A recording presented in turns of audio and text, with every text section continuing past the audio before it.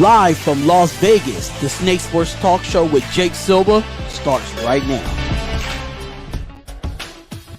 All right, ladies and gentlemen, as you know, here on a Saturday morning, live from the 702 Las Vegas, it is the Snake Sports Talk Show wherever and however you may be watching and listening. We are live on every platform known to man, iHeartRadio, Facebook, YouTube, Twitter, Twitch, Instagram. Those are the places to like, follow, and subscribe to keep you up to date on future and past shows. And we're on the Fox D Network. Bottom half of the hour, prime predictions, week 14. Things have been going good. They've been going smooth so far. We've got ourselves back into a winning streak after just a horrific week we had about 2 weeks ago. So we finally have started to get ourselves back up on track. We got the gears back up and running. So there's so much that we've got to discuss, especially with, the World Cup has been nothing but the World Cup of upsets. We've had a ton of teams already throughout the entirety of the year where there's just been upset after upset. I'm all for it. I love it. And so yesterday you had Croatia beating Brazil, which that's a heartbreaker. Neymar Jr., I was kind of surprised how that literally went throughout the rest of the night. And so by that point, they just didn't hold on. Too many penalties, penalty kicks back and forth, and Croatia now moves on. So, and then today you have England against France. I'm definitely seeing how this game's going to pan out. And then, of course, Morocco against Portugal. So World Cup's been great, but we've had a ton of upsets left and right. And, and of course, as usual, NFL talks as usual. We had so many different stories, but it has been really weird throughout the entirety of the year. But I'll be getting more into that here in just a moment. So talking about it, and just to kind of bring up, but you saw just this past Thursday, the game between the Rams and the Raiders. So one thing that I do want to point out and kind of come across. So the Rams that you know is the Rams, as you know, they're already an injury-brittle team. They're not going to be looking like the team that get into the playoffs at all. And, it's sad and unfortunate. It just happens. It happens with a lot of teams. Teams often, they get snake-bitten with injuries, inconsistencies, and that's just the way that the cookie crumbles. And again, the Rams knew with what risk they were willing to take. The second they went and got OBJ, they got Von Miller, they trade away a lot of their first-round draft picks. I think they need to get into a point to start reaccumulating those first-round draft picks, because now you got to start thinking about your future. And they've got great talents. Cooper Kupp, Matthew Stafford, Aaron Donald. They have so many different players. And then this year, just to come across with injuries and the rest of inconsistencies, it just has been a down year. It's been bad for the Rams. So on Thursday night, the Rams ended up playing the Raiders in Los Angeles. And one of the biggest headline stories was that the Rams acquired Baker Mayfield through the waiver wire. And John Wolford, you're not really getting much up out of him. And then there's Bryce Perkins. So there's not a whole lot that you're getting out of your quarterback depth. So Baker Mayfield comes into a Rams organization where you're with a smart head coach, Sean McVay. You have a really good coaching staff all the way around. And you're coming into where, from where Carolina was as a rebuilding organization to now being into just an absolute injury-brittled Rams team. and they're just looking to have fun for the rest of the season. There's nothing really that they could possibly do. So, and it was interesting. And the Raiders were holding on to the Rams for 3 quarters. They were dominating the whole game. And the problem of it is that the Raiders did not stick to the plan as far as being multi-dimensional.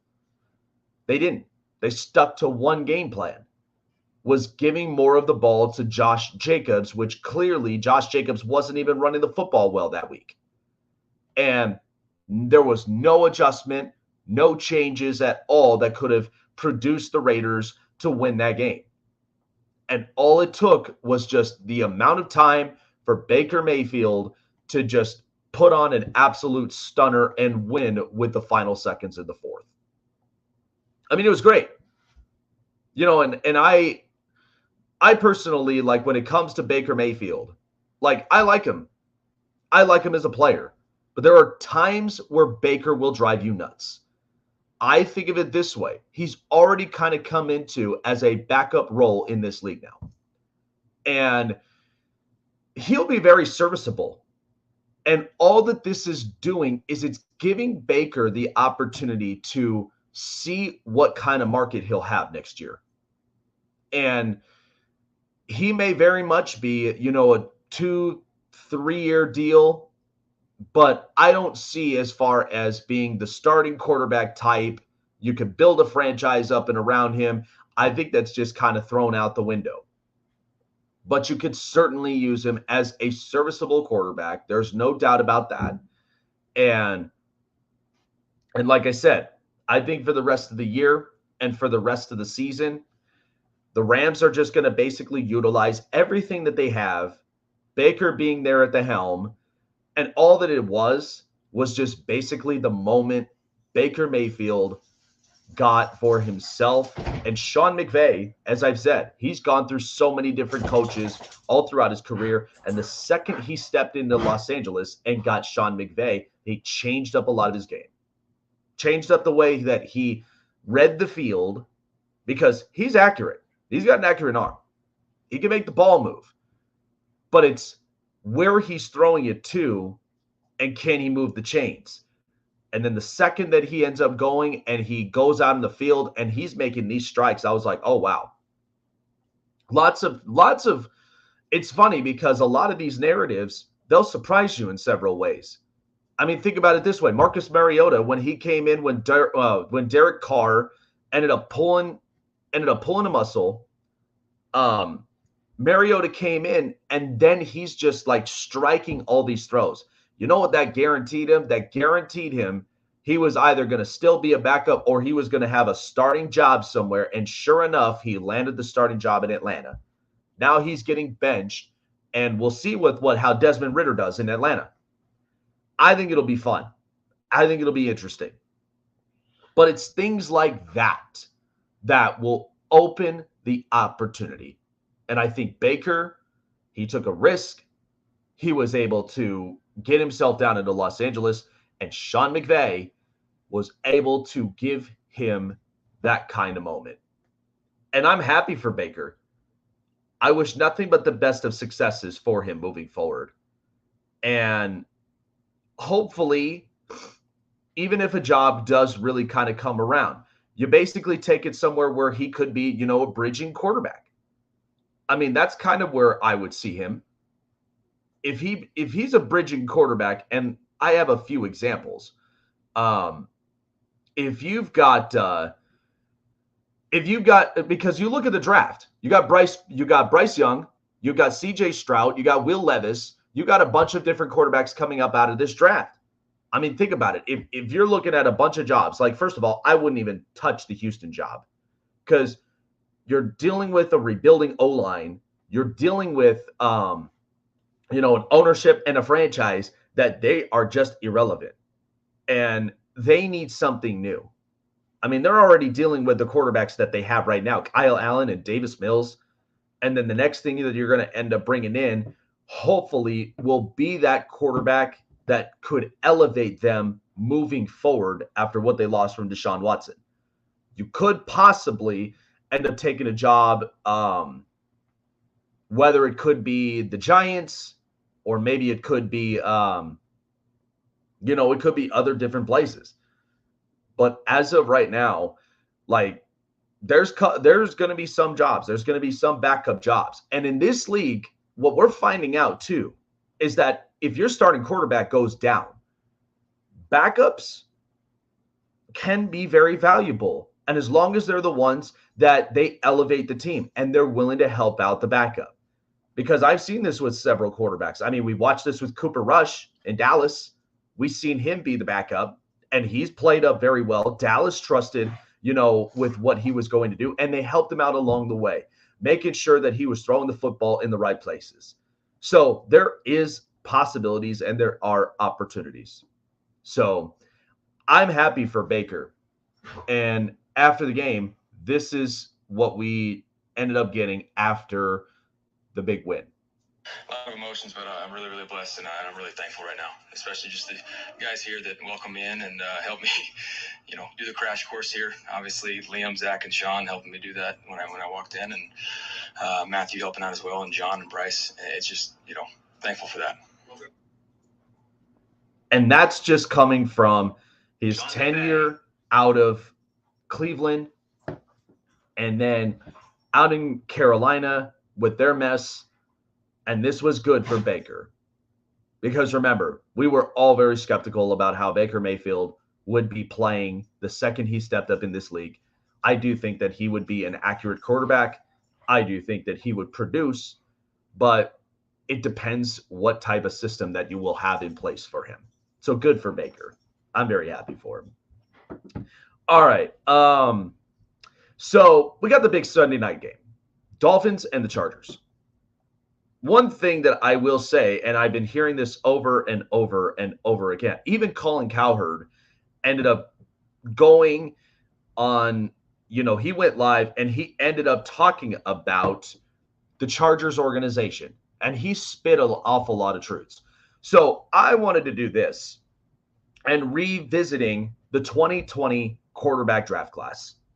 So the first overall pick was Joe Burrow.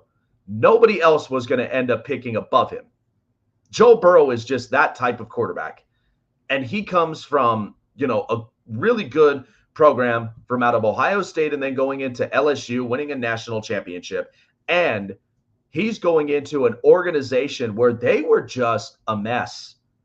Like the ownership, the general managing, the players that they ended up producing. Cincinnati was not that great. And then the second Joe Burrow comes in, he's changed a lot of the culture and the franchise.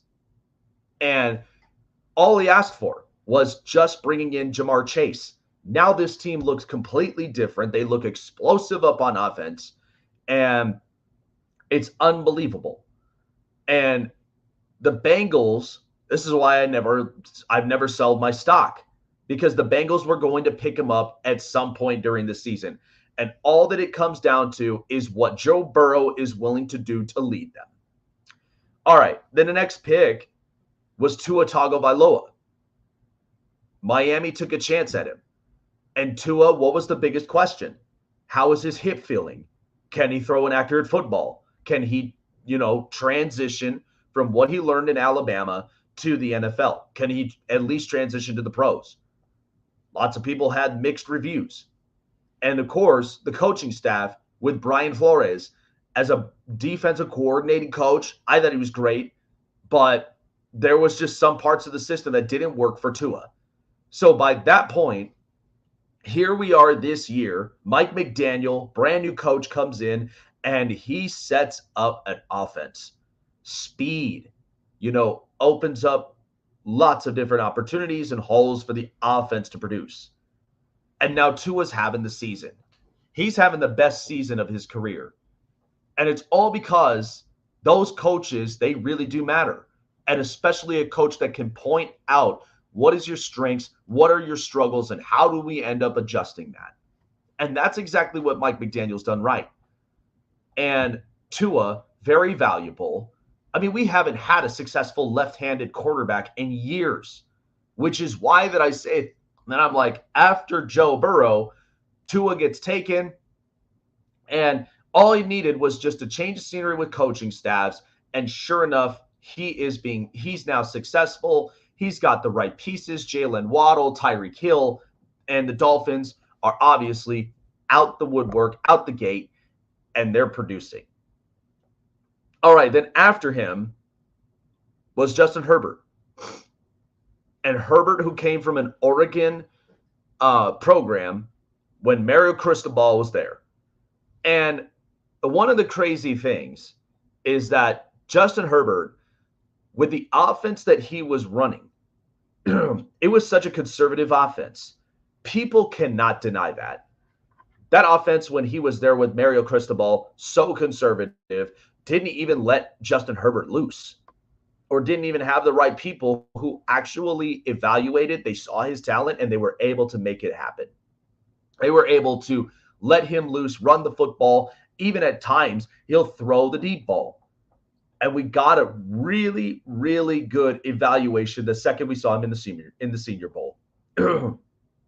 And by the way, he took the Ducks in a Rose Bowl game against Wisconsin, which Wisconsin was such a tough defensive team, and was able to run the football efficiently, was able to get Oregon back up on top in those scenarios, and they won it. He's a game changer. He comes into an organization that's just absolutely weird.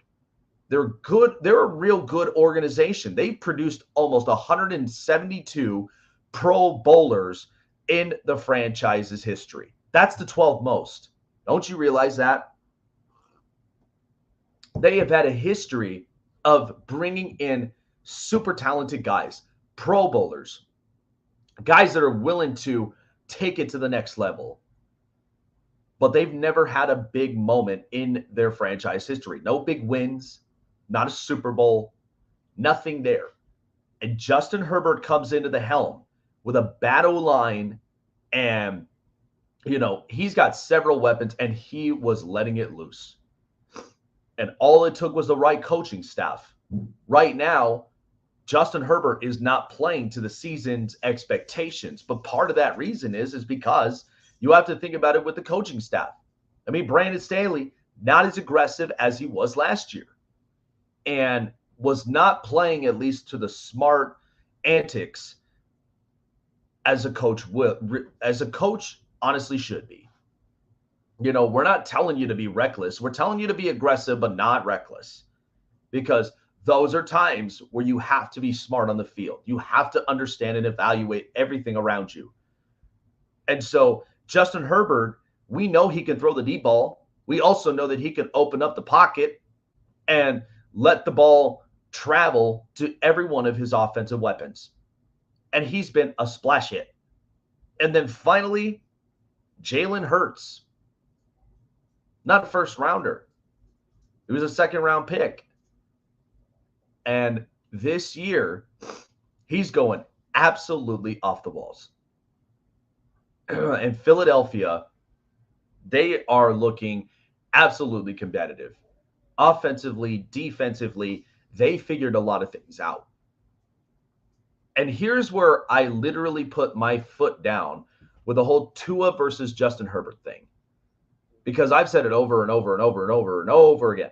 And Emmanuel Acho, I'm sure he probably would be watching and listening to this. But I've said it before. I'm going to be watching that game on Sunday night.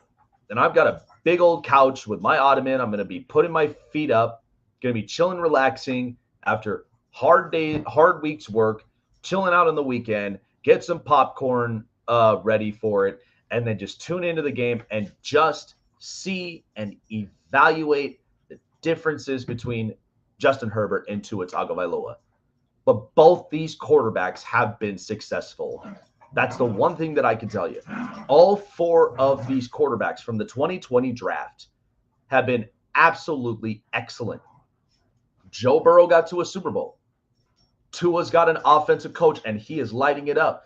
Justin Herbert was breaking records by the time that he got into his rookie year, and he's the most consistent quarterback. And Jalen Hurts, he's just getting better week after week.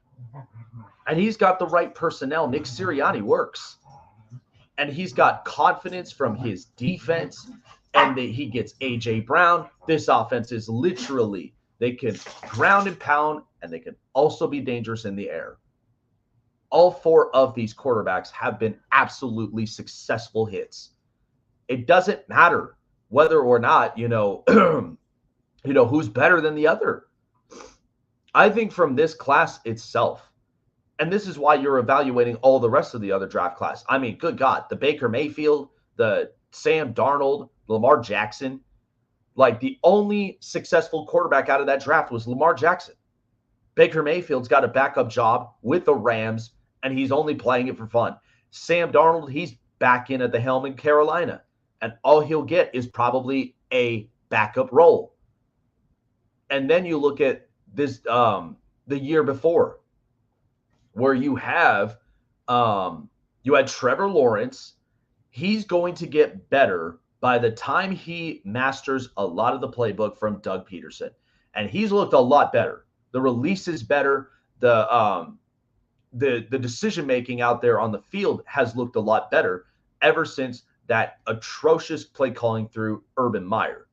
And it's worked better for Trevor Lawrence. Zach Wilson, he got benched by Mike White. That's really all that you can look at. But think about what next year's quarterback class is going to be. I mean, C.J. Stroud, Bryce Young, Will Levis. You'll have Hendon Hooker, and then you'll also have Max Duggan. And there's 4 quarterbacks in the Heisman this year. And I honestly think Caleb Williams wins the Heisman. Because that'll be one, not this next year, but the year after, and you're evaluating the quarterback position. And I honestly think he'll be successful if he's in the right place, because he's a generational talent. He's somebody that, honestly, Lincoln Riley has just produced so good that it's going to be nearly impossible to pass up. But like I said, the 2020 draft class was amazing. And yeah, Hurts is in the running for the MVP. That's the thing. Like, you're watching every one of these quarterbacks grow, and it's been fantastic. And they're blending in throughout the rest of the season with guys like Lamar, with Josh Allen, with Patrick Mahomes. I mean, it's been fantastic just watching it and seeing it. But I would not be doing this Tua versus Justin Herbert thing. I think it's honestly just obnoxious, ridiculous. But I think all 4 of these quarterbacks have been absolutely splash home run hits. There's no doubt about that. All right. Boy, we have a lot really to talk about through here. But there are some things, and I will say this. So coming up next, we'll be talking a lot about the MLB Free Agency. It's been really, really interesting. That's actually Coco. I could tell whenever she ends up playing with the squeaky toy, it's always Coco that does all that. Jackson will just basically sit in his cage, or he'll just basically lay somewhere and just be lazy. But coming up next, the MLB Free Agency has been unbelievable. And there's been so many different moves, so many different surprises. And I can't wait to end up talking about that. But there are a lot of different evaluations that I will give right off the top of my head. And then finally, NFL Prime Predictions, Week 14. We're back up on the winning streak already. There's so many different picks. And I'll be honest with you, these ones here, I've got an awful lot of covers this week. But a lot of these picks I have been really excited about. So you don't want to miss that. All right. So, well, folks, I've got great news to tell for all of you, because all of you guys who are big time sports fanatics, left and right, those of you who tune in on the show, you got, sorry about that. But we have so much in store. And what am I talking about? Well, the Snake Sports Talk Show has officially partnered up with Fanatics, the #1 online shopping center. And of course, we also have our Fanatics Corporation here in the Vegas Valley. Hundreds of thousands of different apparels for all your favorite teams, your favorite players, and so much more. Different accessories as well. Fanatics has it all, and Fanatics always has great deals that happen on a weekly basis. So you don't want to end up missing out on that. We'll have the rest of the other details and of course a link to go to, and make sure you let them know Jake the Snake sent you to get yourselves the percentages off when you purchase your next favorite team's apparel. So go online, fanatics.com, 25% off so far today. You don't want to end up missing out on a great opportunity, especially on a holiday season. Get exactly every one of your favorites this holiday season at Fanatics, the one place fans can be fantastic.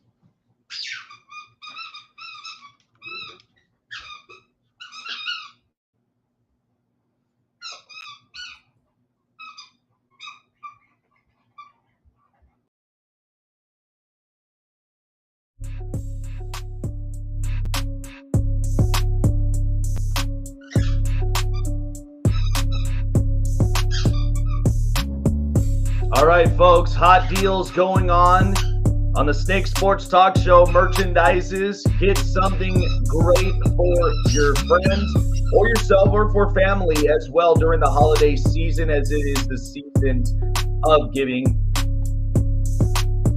Glad to have every one of you guys back up on here. Snake Sports Talk Show. You guys don't want to end up missing out on all the great merchandises, hats, hoodies, t-shirts, and so much more just by checking out the link below. So first and foremost, we do want to send out our condolences, and of course, with the World Cup currently going on, an unbelievable, just tragic news that we ended up hearing, at least from here in our country in the U.S. But Grant Wahl, one of the most respected soccer writers, in the country, has unfortunately had passed away and died in Qatar. Nobody has the details right now as to what has happened and such, but there was obviously an incident that ended up happening all through the game between Argentina and the Netherlands. But hopefully we'll have a full detail as to what had happened and what actually had led to the entire incident. But he's a very well respected writer, very great for the body of the sport, and it's unfortunate that something like this could end up happening.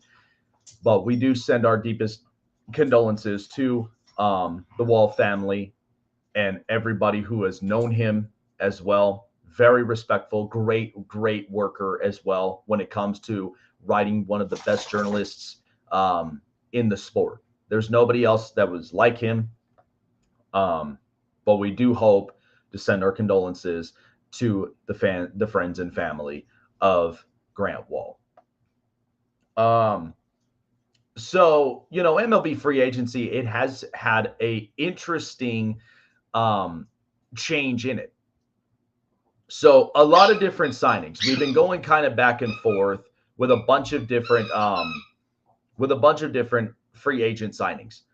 And so far, I mean, it's been great. We've had a lot of different changes with as far as players moving everywhere. And so far, like the biggest signings that we know that we were going to end up getting. I mean, Jacob deGrom goes from the Mets to the Rangers for 5 years. So the Rangers now are starting to establish their starting rotation. And it has been clear because, honestly, the Rangers haven't really looked like themselves in the last few years. And they've developed some talents, but not enough to the point where they were overly competitive. I think with their starting rotation now, it'll be a lot interesting and a lot easier with an American League West that the Houston Astros, they're fresh off of a World Series championship. And then the Mariners, they just went into the postseason and they broke the streak of the longest drought out of the postseason. They won a series. And then who knows exactly what will happen with the LA Angels of Anaheim. But I can tell you, I'm just only here waiting to see what will happen with the Oakland Athletics at some point. I mean, they're going to need to move out at some point. But so deGrom goes to the Rangers. Justin Verlander picks the New York Mets for 2 years. And I think that's great because then he's reunited with Max Scherzer. I think it keeps their starting rotation intact. They start to add in a few more arms, and hopefully they'll have enough bats that they could, at the very least, make a deep run for next year. +2, Josh Bell goes to Cleveland on a little 2-year deal, and the Cubs end up picking up Cody Bellinger, former MVP, World Series champion with the Dodgers. Hopefully they'll be able to get him back into being a producing outfielder because the last couple seasons he's been kind of dropping down. So hopefully the Cubs will be able to figure out what went wrong and be able to get his mechanics back up to speed. Mitch Haniger, 3 years to the San Francisco Giants. I mean, they got themselves a really good bat in the lineup. I like Mitch Haniger. He's he could spray the ball anywhere around in the diamond, and he's had a great year. He's been bringing up big productive numbers. Taijuan Walker, the National League champion Phillies, they ended up adding in more arms. But the crazy one, of course, was the Aaron Judge 9-year contract, $360 million. This is fascinating because, as we've said, the Yankees, the Yankees, the Lakers, and the Cowboys, what do they all have in common at times? Now, the Cowboys could be the exception to the rule because sometimes they just pay a lot of good players, not even great players. But the Yankees and the Lakers, what do they have up in common? They buy a lot of their talents because the Lakers are a prestigious brand. That's why you got a lot of guys, Kobe, Shaq, LeBron, Karl Malone, Gary Payton, Pau Gasol. They had so many different talents. Magic Johnson, Kareem Abdul-Jabbar. They pay for a lot of their big-time talents. And it's because the more they produce, the more that they play great, they are unbelievable. And the Yankees were the same exact way. God, I remember the years when they had Derek Jeter, Paul O'Neill, Tino Martinez, Scotty Brocious, and Jorge Posada, Mariano Rivera. They had everybody. And they were stacking every single year. This has been completely different with the Yankees, and it's been a big-time youth movement. They haven't been able to master that at all yet because they hadn't won a World Series since 2009. It was the last time that they won a World Series. And Aaron Judge, he's an unbelievable talent. I mean, this kid is big, he's strong, he's built like a tight end, and he's coming off of a 62 home run season. Of course, you're going to end up paying an awful lot of the money because top dollars, I mean, the Giants were willing to offer him the contract because, I mean, look, it's Silicon Valley out there. And they would have definitely have given him every bit of the pie if that was offered. And then the Dodgers would have made a running at it because they ended up non-tendering Cody Bellinger. And so they would have at the very least made a run. But the Dodgers ended up staying away because they were like, I don't know. We already got our outfielder, Mookie Betts. We already have all that. So all they're looking for is looking for the shortstop because now Trey Turner's with the Phillies. But the Yankees, you had a feeling that this was going to at some point happen. And now the Yankees, they retain Aaron Judge. They keep him up in the lineup. But this is where the Yankees have to be serious. They have not won a World Series since 2009. And their trips into the postseason have just been odd. They get all the way to the ALCS, and then they just completely drop. They completely drop down the drain. So even though he's a dangerous hitter, at 9 years, the kid is 30. And it's insane. He's getting paid $40 million a year, almost close to Mahomes money. But think about it this way. Kansas City was willing to rework with Patrick Mahomes, with his contract, and with the amount of money that he's earning. Because all it is it's ensuring he's got all of the right pieces around him. All the right players. But it was such an interesting signing. But again, the Yankees know what they've got. They are not willing to lose it. And that's just exactly how the Yankees have played it. And they've retained Brian Cashman as well. So you're looking at it, and, I mean, think about it. Mets wouldn't have made a run. I mean, yeah, you've got Steve Cohen, but that would have put them completely down in the tank. So the only team that would have honestly been able to retain that contract would have been, respectfully, the Yankees. That's it. So Yankees pay him 9 years, $360 with $40 million a year. And I mean, the kid's rich. He broke the bank. Well, let's just hope that it actually produces big-time wins for the Yankees because we have not seen that in a while. All right. So as I usually always love doing it, prime predictions week 14. Hope all of you guys are strapped in, ready to roll because I am ready to continue this win streak that we've had so far throughout the season. We've had only one rough course, at least 2 rough courses since we've done prime predictions. So all odds are provided by SuperDraft Pro, the one sports app for the sports book, and of course daily fantasy, weekly and daily fantasies. So you guys can build up your lineups. You guys can end up playing into different contests, win great prizes, both cash prizes and of course others as well. And there's also new prop bets. So checking out different players and seeing whether they'll hit over-unders. Prop bets are now available all on the SuperDraft Pro apps, both the sportsbook and the daily fantasy. So go online, sign up like a pro, download the apps like a pro, share with your friends and families, and also build your lineups like a pro with SuperDraft Pro. So with that being said, Week 14 prime predictions. Let's go.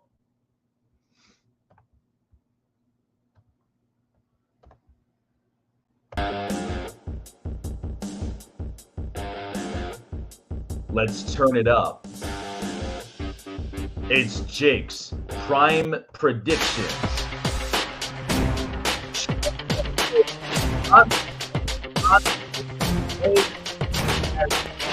This year, I am definitely going to take the New York Jets at +9.5 because these games, they haven't been guaranteeable, especially when it comes to the favorites. At 9.5, after what the Bills have been going through and Von Miller out for the season, like, you're asking too much out of Josh Allen and the rest of that offense. I like Buffalo to win, but 9.5, I'm taking the cover points. Listen, the Jets have been playing really good football, both offensively and defensively. Since Mike White has been put in the helm, this offense is producing. Garrett Wilson, the rookie, looks absolutely unbelievable. Everybody's getting distributed the football. The only part that's taken a hit is the run game. And that's the only thing that the Jets really would have to work on. And you've got an injury-brittled Buffalo team that they are still hanging on by a thread, but I don't see them going over 9.5. I'm taking the cover points, 9.5 Jets, but the Bills will win 27-21 over the Jets, but at least I got the covered points. Browns at Bengals. I'm going to take the Cleveland Browns here in this matchup. Listen, nothing against Cincinnati. I still think that they'll end up winning the game. But I don't think they'll make it for themselves as over 6 points. I'm taking the cover on this one. First of all, the Browns, they're looking like a completely different team now. And it has been the first couple of weeks for Deshaun Watson to understand the offense that Kevin Stefanski puts together. They're big up on the run. The defense is really, really good. They're putting in a lot of different pass rushers. And so Joe Burrow might end up having his hands full. By the way, they are now 0-5 against the Browns. Joe Burrow 0-4. He is still awaiting to get that first win against the Cleveland Browns in his own division rival. I think at some point he will be able to get it. But my big thing with it is I think it'll be interesting. I think by that point, watching the game, the Bengals have been great. They've been really, really good offensively and defensively. And the Browns are completely different. So by that point, I'm expecting the Browns to give it their all, but I think this will be the week Joe Burrow overcomes a lot of his obstacles and wins against the Cleveland Browns. But I'll take the cover points at 6, 27-23, Bengals win. Texans at Cowboys. This is my one risky pick, 16.5. I will take it with the Dallas Cowboys. Listen, I don't think there's anything going well for the Houston Texans right now, even though there have been spurts where they do stay in some games. But after a while, when they take their foot off the gas, they get completely mauled over. Dallas just completely mauled the Indianapolis Colts. So once again, they're coming into another AFC South matchup with the Texans.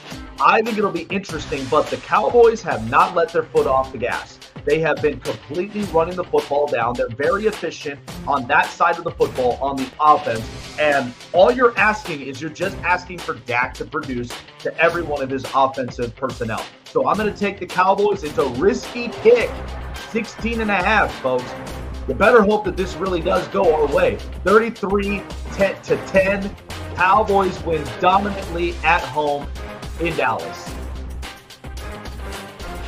Vikings at Lions. I'm going to take the Detroit Lions at home -2.5. Listen, nothing against the Minnesota Vikings, but here's the thing, though. This is what kind of scares me. The Vikings defense has not looked the same in the last couple of weeks, so I'm a little bit concerned about how that's going to handle against a Detroit offense where Jared Goff at home, he's got one of the best home records in the Dome. Now, Minnesota's going from their dome to this one. And Kirk Cousins, they've been producing up on the offensive. Like, the offense has been looking good. But they have had a lot of emotional wins. So in something like this, where Detroit is on a roll, Jared Goff is comfortable up at home. I think the Lions spoil the fun for the Minnesota Vikings. I'm going to take them -2.5. And to win comfortably, 27-23, Lions continue the streak, and they continue to get their push deeper into the rest of the regular season. Jaguars at Titans. I'm going to take the Jacksonville Jaguars +4 to cover, but I do think Tennessee will win this game. Listen, Trevor Lawrence has looked really, really good in the last couple of weeks. He's buttoned himself up. He's made a lot of really good quality throws. And by the way, I mean, that game against Baltimore when they played, I mean, Trevor Lawrence looked really good. I mean, Baltimore's defense completely let Trevor Lawrence just go down and march down the field, and he was able to make the right quality throws as we would have hoped. So Trevor Lawrence on the road in Tennessee, where Tennessee, they are missing D'Amico Autry, and of course Timmons on the front side. So Jacksonville's going to make it a great game, but it's going to be up to Tennessee whether or not that they could possibly match up with Jacksonville, be healthy, and try to at least sneak out a win in this game. I'm confident of what Tennessee can do, because sometimes they're the kind of team you can punch them left and right, and they are not completely out yet. So I'm going to take Jacksonville in the +4 to cover, but 24-20, Tennessee wins this game. It'll be a close nail-biter, but I think Mike Vrabel can hopefully get it done for the team. Eagles at Giants. I'm going to take the Philadelphia Eagles here on this one, -7. First of all, the Giants, they've had themselves a really good running when they first started up onto the season. Now you're starting to see Daniel Jones is a lot of his limited plays. He's been completely limited now for the last couple of weeks. He's not looked the same since coming out of the gate in the new year with Brian Dable. Things have kind of changed up with him, so now he's kind of feeling like that limited quarterback. So I'm going to take the Eagles. They've been on a huge roll. I've not seen a hole offensively or defensively with this team. And by the way, they're getting Jordan Davis back, so the defensive line is going to be stacked. There's not a weakness on this Philadelphia team at all. And even in a division rival like this, Philadelphia is just going to mull all over the Giants. I'm going to take them to win 28-20 in New York and pull up a big-time win against their division rival. Ravens at Steelers. I'm going to take the Ravens here +2.5. People have been taking Pittsburgh. Listen, I understand the thought process behind that, and I get it. But here's the thing. Have any of you guys ever seen Tyler Huntley play? Tyler Huntley throws a beautiful ball. Now, even though Baltimore has had their strings of injuries, defensively doesn't look really, really good, but they've been trying to pick it up as much as they possibly could. Here's the other difference here for Pittsburgh. There have been talks that TJ Watt has not felt fit like 100%. He's 50-50 going into this week. And so that might end up taking a toll if he doesn't play in Pittsburgh's defense. But it's allowing guys like Kenny Pickett and all the rest of them to really start to produce offensively. I do think this will be an interesting game. Back up against rookie quarterback. This will be odd and interesting as it usually is in the AFC North, but I'm going to take the Ravens plus 2.5 and to win 23-20, cover the game. Tyler Huntley, I think, is going to have a really good game. Chiefs and Broncos. This was an odd one, but remember, you're going into mile-high altitude. It's not always fun playing football from that type of altitude. I'm taking the Broncos to cover 9.5. Listen, I was like Kansas City at 9.5 points. Don't you forget that you're facing against the #1 defense in the league in Denver. As much as the offense sucks, the defense has been really, really good. Patrick Surtain, he's been able to be a shutdown corner, and even getting rid of Bradley Chubb. They are putting on rushes against the quarterback. So to me, Kansas City, with as much as their weapons are, I mean, Kadarius Toney's still out. Mecole Hardman, he's still out.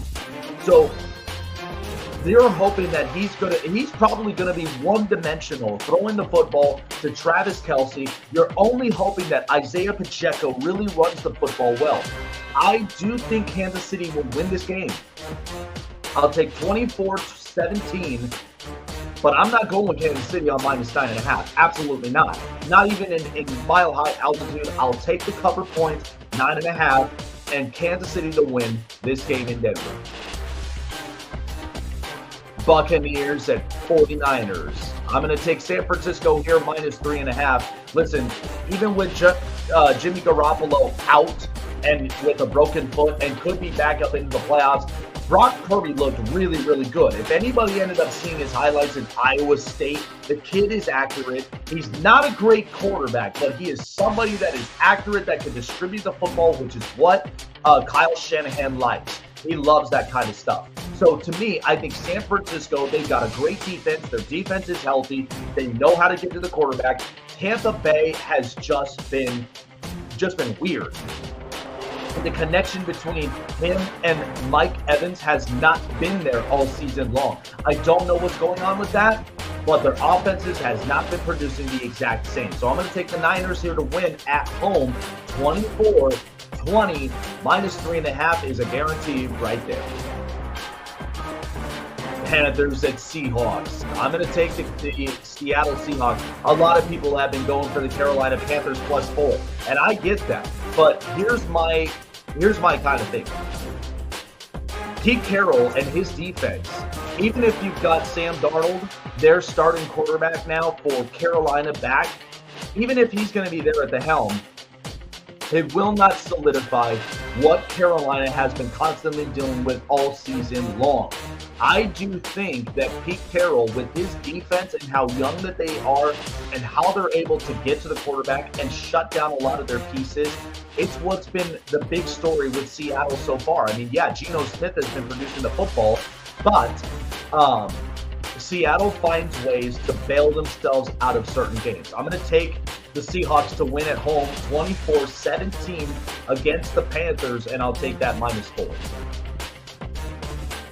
Dolphins at Chargers. I'm going to take the LA Chargers plus 3. I do think that in a game like this, which this is going to settle a lot of things, and I really hope Emmanuel Ocho's ready for this, because this is going to be one of those matchups. You got the best of the 2020 draft class, as I said, and you've got Tua, who's got an offensive coordinating coach. You've got Justin Herbert, who is apparently the quote-unquote social media quarterback who just makes all these throws. But ultimately, when their back's against the wall, Justin Herbert has been really good trailing from behind. They've been able to keep the team back into the game, but sometimes it does come from a lot of different play calls, a lot of oddities that's been happening within the coaching staff. That's what's been the biggest difference. But I do think the Chargers will make it an exciting one. And of course, prime time, Sunday night, I love it. So I'm going to take the Chargers plus 3, but I do think the Dolphins might have an edge and beating the Chargers 27-24, but they're going to make it a very wildly entertaining game. Better than having to watch the Chiefs and the Broncos and watching Russell Wilson just not produce in the red zone. So I'm going to take the Chargers +3. Patriots at Cardinals. I'm going to take New England on the road -1.5. Listen, I know Arizona is getting a lot of their pieces back, but here's the big time thing. Just because Arizona's got all their weapons back does not mean could they run the football or move the football downfield, especially against Bill Belichick and his defensive mind and how this team is willing to end up producing. I know it's been odd for the Patriots all season long. Offensively, I mean, Mac Jones has been barking at a lot of these coordinators, and it hasn't been working for him. He's kind of lost his confidence. But in games like this, you're hoping that the defense, they're reliable, they're able to get the stops, and especially against an atrocious offensive line like the Cardinals, they're hoping that they'll get a lot of pressure on Kyler Murray. I think they can. And so I think that the Patriots, they may be able to put up some pressure against the Cardinals. It may not look pretty on Monday night, but I think they'll be able to get the most important stuff. I'm going to take the Patriots to win 23-20, but Kyler Murray, he's got to figure this stuff out, and mostly, too, for Cliff Kingsbury. All right, so those are all of my prime predictions from there. Lots and lots of different covers. And don't you notice, like, there's only one massive bet that's basically the Cowboys. That one's massive. But all these, like the Jets, the Browns, the Jags, Ravens, Broncos, and the Chargers, those are my big-time covers. And the only one, like big-time bet, Cowboys 16.5. But a lot of the other ones that are real good favorites I'm confident about is Detroit, Philadelphia, and San Francisco. Seahawks is going to be an interesting one. Patriots is going to be an interesting one. But I am really curious to see how the flow of the game really does come out. Real quick before we end up ending the show, because I did want to talk about one particular, and I talked about this a while back, a few episodes ago. So it is official. WNBA star Brittney Griner is officially home from Russia. A lot of people have had so many different reviews, so many different comments. I'm looking at them all through Twitter, and I'm looking all throughout social media. It's been a complete circus. It's been absolutely out of control. But I'm not saying everybody's points are wrong. I'm saying everybody has a different standpoint. I talked about this in the very beginning, and I've said this, that, Brittney Griner, this was a lesson to literally everybody. And I know how a lot of people are feeling. And I'm trying to keep this as balanced as possible, and at least being the mediator and being, because feeling like the Switzerland type. But to me, this whole scenario, like, to me, I'm the kind that if you speak ill, especially about our country, and especially with a lot of the privileges that we have in this country, remember, we have our military who come in, like, our military is protecting us day in and day out. They get no sleep. They're working their absolute tails off, and all to have the privilege to come home, because they lay down the ultimate sacrifices that all of us people, citizens like you and me, don't have the courage to. And we've always thanked them and appreciated them for everything that they do. And trust me, America, it's a one-of-a-kind country. Unlike other countries, and we're watching the World Cup, unlike all the other countries as well around the world, every one of them, different cultures, different regulations. There's different styles of living. I mean, it's everywhere. But America, in its capitalist state, we have privileges. We have an awful lot of privileges. Do we feel spoiled? Oh, yeah. We feel very spoiled rotten. But that's our human nature here in our country. But if I had to say something about this, my biggest thing is that you only hope that Brittney Griner understands the scenario of what took place when in Russia. Because to me, Russia doesn't play around like that. It doesn't matter whether you have privileges from here, those will not be applicable in a different country, especially Russia. It was not regulated on their end. And so they take that seriously. Lots of different countries take different things that even for us Americans, we do differently. They take a lot of those points seriously. That's the way that their government works. Ours is completely different. But the fact of the matter is that from this scenario, and this was a prisoner swap, which was kind of insane. But throughout the end of the day, the basketball player is home. And hopefully she understands how intense that this kind of story has hit. Nobody has been talking about this for like an awful lot. I bring it up because to me, like, as a fellow American, I love my country.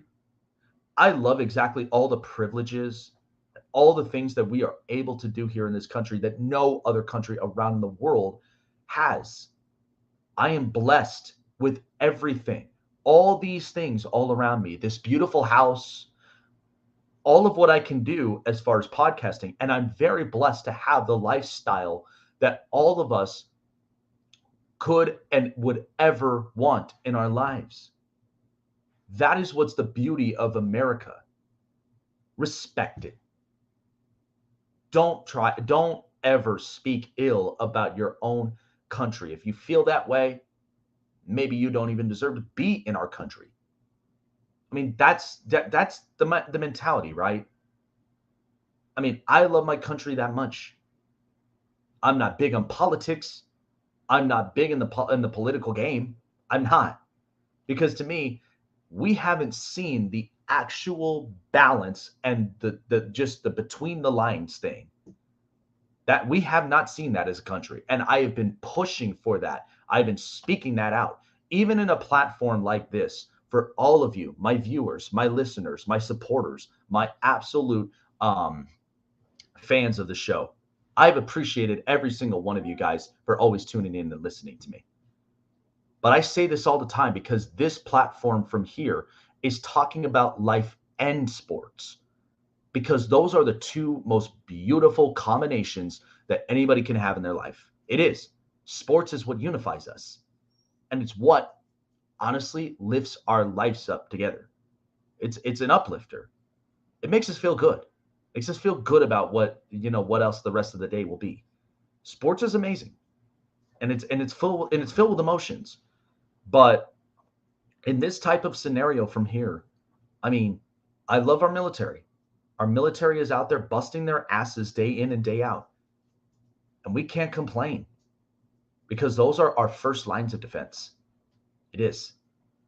Whether overseas or whether here on home soil, they are our first defense.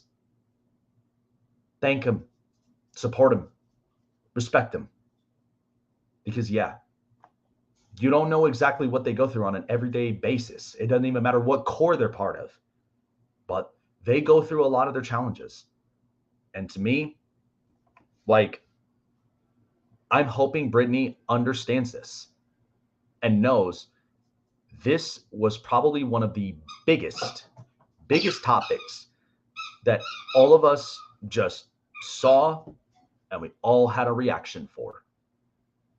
And to me, I personally would have done it different, but I'm not going to disclose it. But to me, I hope that she understands this. I hope that she learns something from it. And do not, because media rips everybody, don't ever speak ill of what America is. And especially how America needs to shape themselves, because we do deserve a better change.